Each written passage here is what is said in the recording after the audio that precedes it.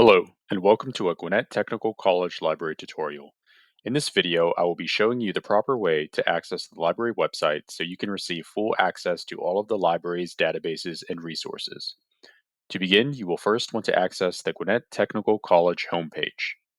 On the homepage, you will go up to the top right of the page, hover over Students, and select Dashboard.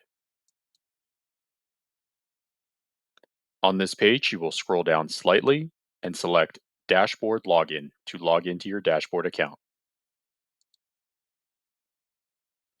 You will now enter in your GTC email address and password to log in to your dashboard account.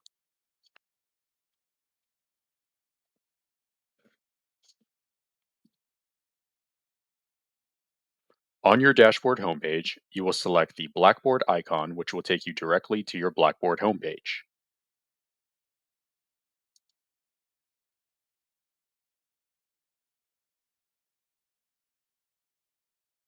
On your Blackboard homepage, you will select the last link, which states Library and Galileo. This link will take you directly to the library homepage. You will now have full access to the library's databases and resources. Thank you for watching this Gwinnett Technical College Library tutorial. If you have any questions, please feel free to reach out to the library team.